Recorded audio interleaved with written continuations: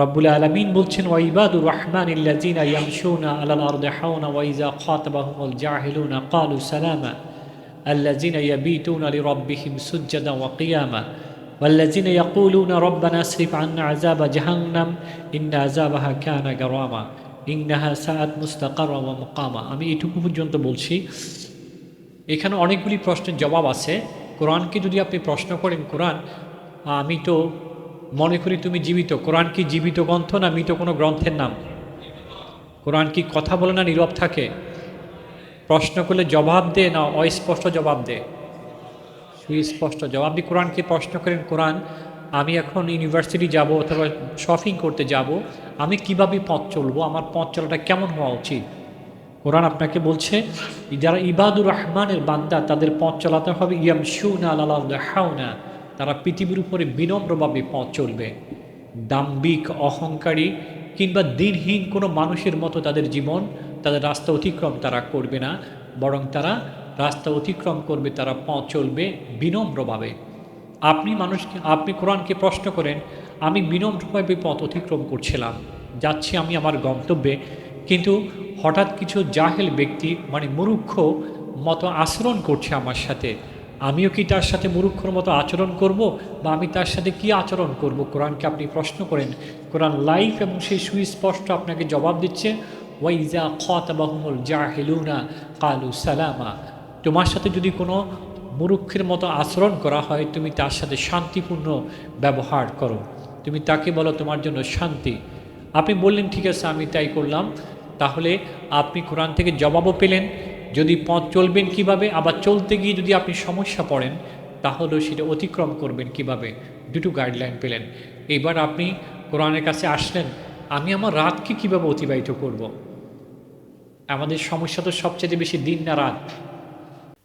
রাতের আধার থেকে আল্লাহর কাছে আশ্রয় চাওয়া হয়েছে। কোন সূরা?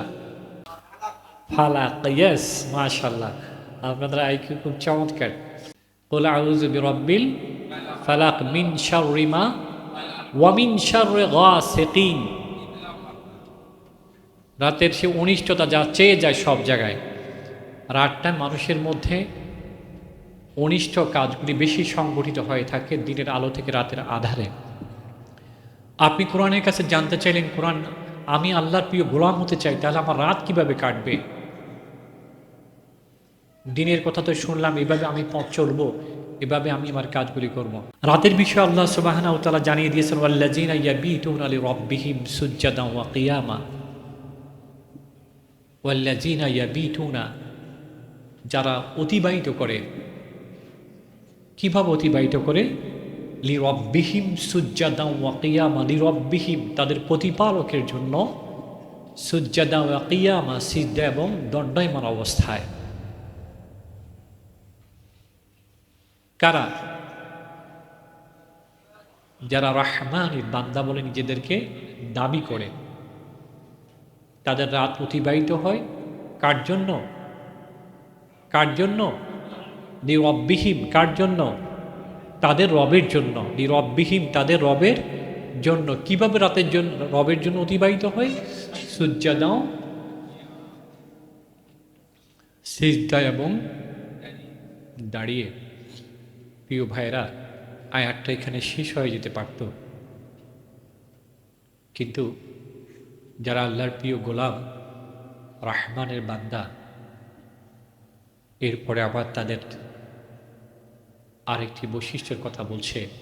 তারা রাত যেভাবে এইভাবে অতিক্রম করে, আবার তারা আল্লাহর কাছে ফরিয়াদ করতে থাকে। ওয়াল্লাযীনা ইয়াকুলুনা রব্বানা আসরিফ আন্না আযাবা জাহান্নাম ইন্না আযাবাহা কানা গারামা ইন্নাহা সাআত মুস্তাকাররা ওয়া মুকামা।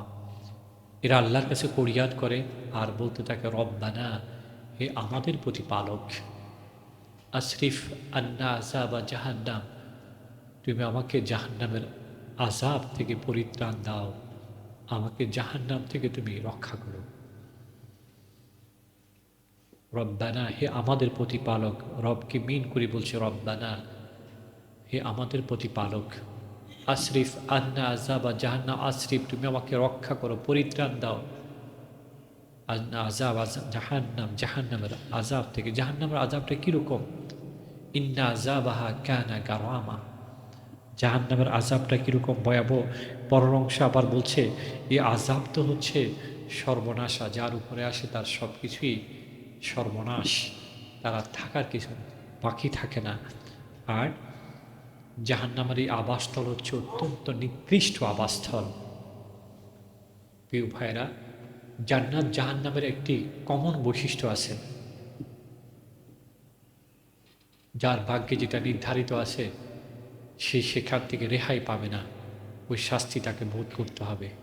কিন্তু আল্লাহ রাব্বুল আলামিন বলছেন যারা আল্লাহর ব্যয় করে থাকে। প্রিয় ভাইরা, আমাদের বৈশিষ্ট্যের মধ্যে আছে তো আমাদের পিঠে রাতে বিছানা থেকে আলাদা হয় কি না? না বিছানায় লেগে থাকি আমরা আমাদের জন্যই যথেষ্ট। আমি আসলে ইবাদুর বান্দা কিনা, দয়াময়ের বান্দা কিনা, আমরা রহমানের বান্দা কিনা, আমার পরিচয় এখানে ফুটে উঠে। কানু কালিলাম মিনাল লাইলি মা ইয়াহজাউন, সূরা জারিয়াত 17 নম্বর আয়াত। তাদের কালিলান মানে কম, মিনাল লাইল রাত থেকে, রাতের খুব কম সময়, মা ইয়াহজাউন তারা অতিবাহিত করত ঘুমে।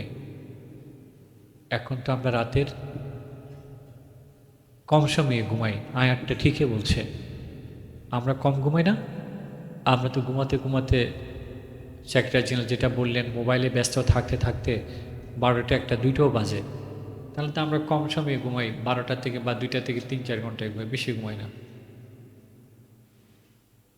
কিন্তু এখানে যে সাহাবীদের, আল্লাহর গোলামদের যে কথা বলা হয়েছে, তারা কি জেগে থাকতেন আমাদের মতো কাজে? কিসের কাজে তারা জেগে থাকতেন?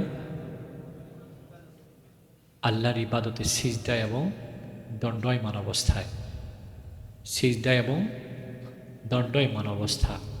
প্রিয় ভাইরা, আমার অত্যন্ত ভালো লাগছে যখন কয়েক মিনিট সেক্রেটারি জেনারেলের কথা শুনছিলাম, তিনি কোনো আবেগ গণবক্তব্য না রেখে আমাদের সমস্যাগুলি কি, আমার কাছে মনে হচ্ছে তিনি দরে দরে টাচ করে করে বললেন, দেখেন এখানে আপনার ব্যথা, এখানে আপনার পুজ বের হচ্ছে, এখানে আপনার রক্ত বের হচ্ছে, তিনি ধরে ধরে টাচ করলেন। এখন যদি আমরা উপলব্ধি করি তাহলে আমরা আমাদেরকে পরিবর্তন করতে পারব ইনশাআল্লাহ। প্রিয় ভাইয়েরা, আপনি যদি গভীর রাতে ঘুমান তাহলে আপনি গভীর রাতে কীভাবে উঠে আল্লাহর ইবাদত করবেন, আল্লাহর কাছে সাহায্য চাইবেন? আমি তো বলছি আমরা কার আদর্শ প্রতিষ্ঠা করতে চাই? মুহাম্মদুর রাসূল সাল্লাল্লাহু আলাইহি ইসলামের আদর্শ প্রতিষ্ঠা করতে চাই। বলতে পারবেন আল্লাহ রাসূল সাল্লাল্লাহু আলাইহি ইসলাম কিংবা সাহাবা ইজমাইন ফজরের পরে লম্বা ঘুম দিয়েছেন? বলতে পারবেন আল্লাহ রাসূল, সাহাবা ইজমাইন কেউ রাতের গভীর পর্যন্ত জেগেছিলেন, তাহাজ্জুদ কিংবা আল্লাহর ডাকে সাড়া দিতেন না? এরকম কয়েকজন সাহাবীর রেফারেন্স বলতে পারবেন? তা আমরা তো বলছি আমরা আল্লাহ রাসূলকে অনুসরণ করছি, আমরা সাহাবীদেরকে অনুসরণ করছি। তাহলে আমরা কিভাবে তাদের লাইফ আমার লাইফের বিপরীত করে ফেলতে পারি?